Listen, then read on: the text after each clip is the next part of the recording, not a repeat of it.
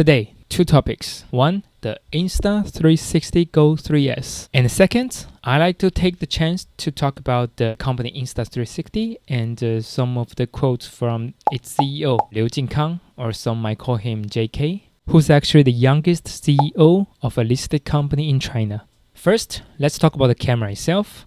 I think cameras today falls into two major categories: professional camera and creative camera. Professional cameras are all about pixels and precisions, like those 4-frame Sony or Canon that shoots like 4K at 120 frames per second. On the other hand, creative cameras are all about possibilities and perspectives, whether it's 360, point of view shots, drone shots, or mounted on your helmet, right? These cameras let you capture moments in ways that traditional cameras just can't. And that's exactly where the Go 3S fits in. It's designed to move with you and see the world in a whole new angle. And here are the 4 things I liked about the Go 3S. First, the camera comes with 3 accessories right out of the box: a magnetic pendant, pivot stand, and easy clip. Together, they make it easy to mount the camera almost anywhere, whether on your chest, your cap, or a tabletop. Like, these tools let you set up quickly and capture the shot you want. And the second, of course, is the size. Right? The ultra small sized body gives you the flexibility to place in spots that traditional cameras just cannot go. Like, if you don't mind, you can even put them inside your mouth or tucked into small corners for unique angles. The small size really unlocks many creative options. So size matters,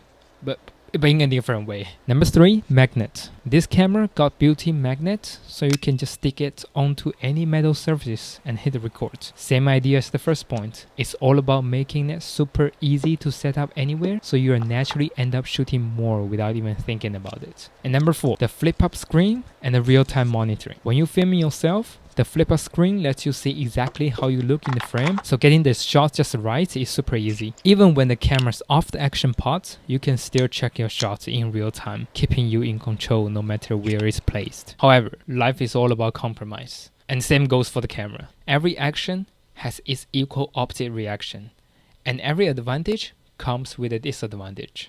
The first compromise I see is the battery life. A small size means more flexibility, but it also means less battery life. Around 30 minutes for the camera alone, and about 2 hours when it's inside the action pod. And compromise number 2, low light performance. Smaller size tend to come with a smaller sensor, and a smaller sensor capture less light, which leads to poor performance in low light situations. In the comparison list, you will see that Insta360 Go 3S has the smallest sensor, just 1/2.5 inches. That's likely why some users have commented that the image quality doesn't quite meet their expectation for a 4K camera. In most cases, it's not the resolution that's the issue, it's simply that the lighting condition wasn't ideal. So with all being said, every camera has its pros and cons. There's really no such thing as a perfect camera. It's all about prioritizing and compromising. You can't just buy your way, into a perfect camera, because it simply doesn't exist. What matters is to understand what you want to shoot and finding the camera that fits those needs the best. And same goes for everything in life. It's all about prioritizing and compromising. If you think you're not compromising, probably you haven't noticed it yet. So story time. I used to think about getting the double eyelid surgery, thinking, oh, once I got a double eyelid, my look would be perfect. But I didn't realize it's not a path to perfection. It's just me choosing to prioritizing one part of my face without understanding that changing one feature of my face might throw off the whole natural balance of my face. Maybe that's why the plastic surgery addiction is a thing. Once you change one part, the whole look feels different. Then you feel the urge to fix something else just to match it. Then before you know it, it becomes a cycle. But that's a bit off the topic. My point is, there's no perfect camera, just like there's no perfect human beings. Well, except for cats and dogs, perhaps. And lastly, in this video, I just like to throw off some quick facts and surprises I found this camera. First, there's no external storage on this camera, either built-in 64GB or 128GB options. The second is companion phone app. Usually you will need to export the footage, edit, and share. But the companion app allows you to edit the footage right from the camera with your phone and only export the parts you want to share instead of the whole big file altogether. And plus, it is able to auto-generate highlights. The way it works based on the perspectives It's like having a smart video editor in your pocket. It can recognize over 120 scenes like beaches, mountains, or city streets, and 150 objects such as bikes, surfboards, or pets, or more than 20 actions like running, jumping, swimming, with their claim to be up to 90% accuracy. And yeah, that's kind of like everything I like to share about the camera Insta360 Go 3S. Now into the chapter 2. So during my preparation process, I come across a few interviews the founder of Insta360 have done, and I like to share some of the quotes from the company CEO, Mr. Jingkang, or JK as some might call him.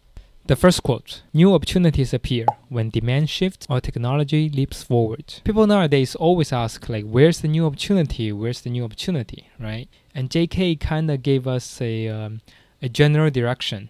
New opportunity appears when demand shifts or technology leaps forward. The last time there's a major demand shift, I believe, was in 2019, 2020, where the pandemic happened, right? I think this is one of the biggest demand shifts that I have ever seen. Like all of a sudden, the whole world is in need of masks, testing kits, oximeter, thermometer, vaccines, etc. And that is the whole world population we are talking about. It's not certain industries, not certain population, it's the whole world. And the companies that manage to position themselves in those areas basically unlock a massive wave of new opportunities. So that is demand shift.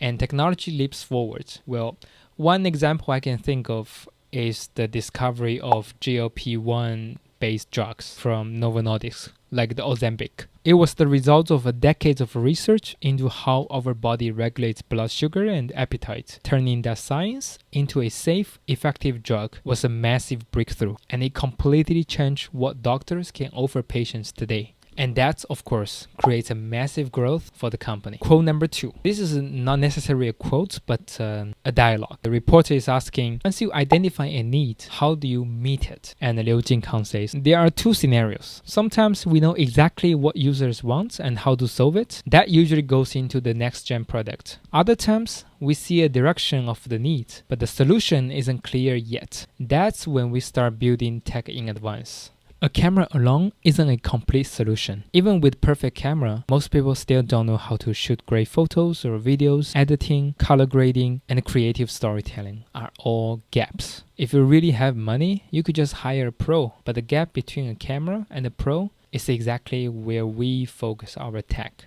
That's why since 2018, we have been working on automatic editing. Our software can now pick a highlight for you, like a skateboard landing a trick or a basket score during a game, making it easy to create ready-to-share videos. So I just find this quote helps people to understand where the Insta360 come from, like their vision is to bridge the gap between a camera and a pro videographer. So now let's go to the last quote, which I find is the most fascinating one. The reporter asks, is it the fate of consumer electronics company to keep pushing forwards non-stop? And Liu Jingkang says, yeah, it can be exhausting, but there's a huge upside. There's a massive room for innovation. I call it an open world market. Think of video games. Each one has its own world and rules. They don't replace each other, and that lets lots of people thrive and reinvest in creating even better games. On the other hand, autonomous driving is different. The criteria are narrow. People mostly care about safety, efficiency, and comfort, which often leads to price wars and only a few survivors. Camera sectors are more like games. Lots of scenarios, endless room for creativity and competition that can actually create more growth opportunities. So JK's comparison between cameras industry and the autonomous driving industry is quite interesting. He basically says the autonomous driving is like a zero-sum game where the criteria is quite narrow because all people care about autonomous driving is safety and efficiency and comfort. So everyone is fighting in the same standard, and the big players tend to crush the smaller ones. But for the camera, like a full-frame camera wasn't going to replace a action camera like GoPros because they simply serve to different demographic, to different people, right? They serve different needs. So that means companies can be creative with their product offering and still succeed in the market. And the Go 3S is the perfect example of that. With its unique form factor, it didn't really take anyone's market share. It creates its own segment. And that kind of competition, that doesn't just take a slice of pie, it actually grows the pie bigger. So I guess the takeaway of this quote, well, it's not to say autonomous driving is less attractive industry as the camera industry. As a matter of fact, the autonomous driving is a very hot industry where the barrier of entry also is very high. So I guess the real takeaway is there's really no bad or good industry. It's more important to understand the nature of the industry you're in so that you can better position yourself in the market, if that makes sense. Alright, that's pretty much everything I want to share about the camera and the company behind it. I actually got the camera as a gift, and it made me curious to see how it could fit in my daily life, And the more I dug into it, the more little surprises I found. Not just about the camera itself, but also about the companies and the CEOs. So it's been quite a ride. Anyway, this is my third video so far. And currently my upload schedule was like one video a year. Hopefully, finger crossed, I could squeeze in another one before the year ends. So I'd like to thank you for joining me on this little journey. And until next time, peace.